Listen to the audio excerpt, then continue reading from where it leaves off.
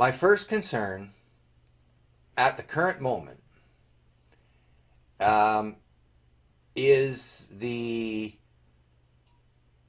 current legislation being introduced in regards to the recreational cannabis market. And in specific, right now, my highest concern is related to the test for impaired driving. There's been a lot of ad campaigns. Canada has put out some ad campaigns. There's the government's put out ad campaigns, and there's a lot of concern about impaired drivers using, cannabis impaired drivers driving on our highways. Yes, this can be an issue. A recreational cannabis user who is not used to the effects of Delta 9 THC can have an impairment in their ability to operate a motor vehicle.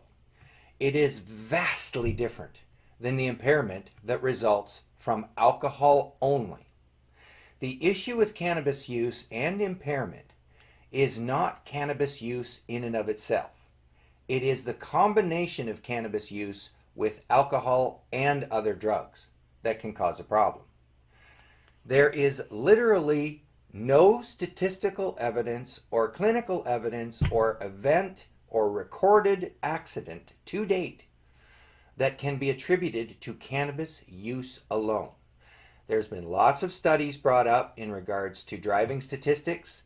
The anti-cannabis agenda has presented a great deal of studies where they show that cannabis use has increased in fatal accidents.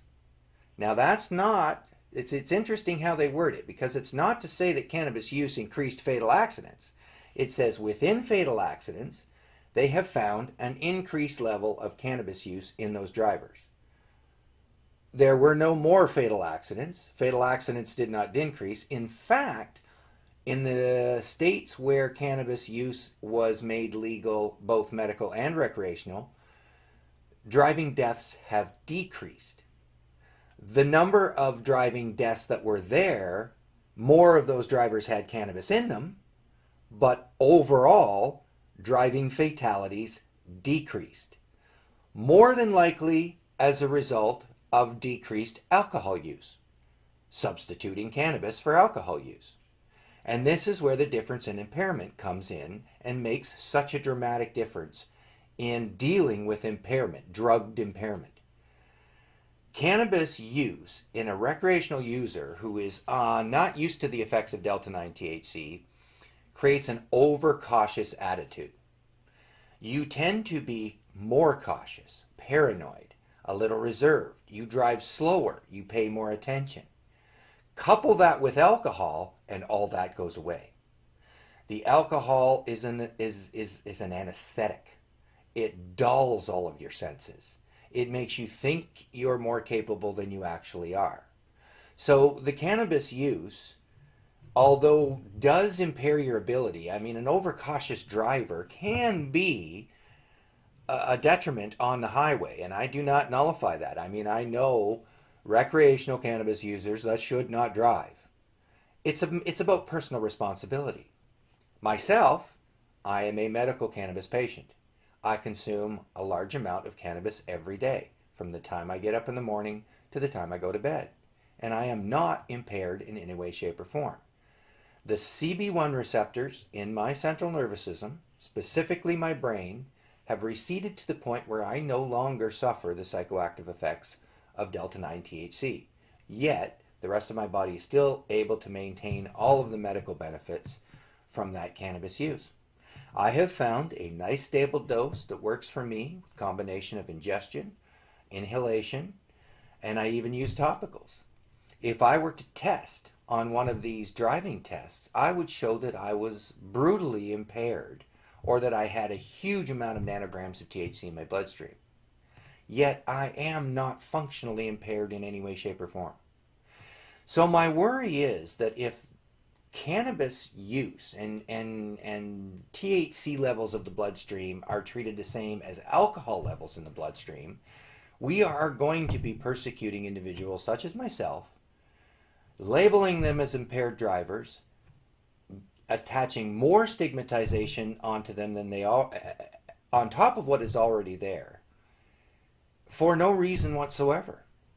So if we are going to test for drugged drivers, as they have labeled it, we need something far more extensive than just a simple blood level test.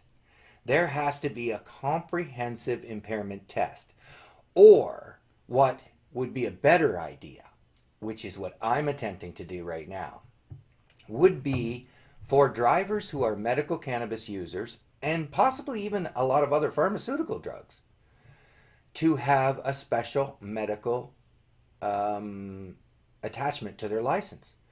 If you are, I would be more than willing to go and get tested on a regular basis to show that my driving capabilities are fine under the influence of cannabis, if it would mean that I don't have to stand at a roadside ride program and spend 45 minutes to an hour and a half explaining to a bunch of law enforcement officers the intricacies of phytocannabinoids and the human endocannabinoid system in order for them to understand I'm not impaired. If I could have, prove this under, whether it be through the MTO or through the law enforcement agency, then I would be set. I could show my license and there would be no question. So there's lots of issues in this regard that need to be dealt with so that we protect society as a whole from individuals that are not capable of self-governing and being responsible for their own behavior. And that applies to a lot of areas, not just cannabis use, while still not curtailing or stifling the rights and privileges of others that are using cannabis as nothing but a pure benefit. There are literally dozens and hundreds of people every day joining the group of medicinal cannabis users who have regained a vast majority of their health back and are now realizing that a lot of the information that society has held for many decades in regards to cannabis use are simply misinformation or incorrect. So, that said, this video pertains directly to the driving aspect of medical cannabis patient users. Recreational users, this is another story altogether. I mean, if you're going to use this stuff on a recreational basis to get high and have a good time on a weekend, you shouldn't be driving. You just shouldn't. I mean, it makes sense. I mean, if you're too sleepy, you shouldn't drive. If you take cold medicine, you have too much cold medicine, it's just personal responsibility. Every person that gets behind a wheel that is incapable to drive knows they're doing it. That should be where the impairment and driving under the influence and those drivers are the ones should be taken off the road. Not this blanket policy that we have where the individual law enforcement officer gets to pick and choose on site. That's unfair. And I hope to change that. If I have to jump through hoops and go through and get a special license and be the first one in Canada or in Ontario, then that's what I'm going to do. We'll find out what happens. So that's the video on driving under the influence of cannabis. I'll post some links in regards to some of the things I mentioned, driving stats, various things like that, links on where the legislation is coming out in Canada. So once all those links are up, you can go through and you can look at all the different stats and see where they come from and form your own opinion on what you think should be done in regards to testing drivers for cannabis use in regards to impairment, at least in Ontario, but possibly even across Canada. I mean, this is something that needs to be addressed so that all the rights of Canadians are protected, as well as the safety of all Canadians. Thank you very much. Thanks for listening. See you next time.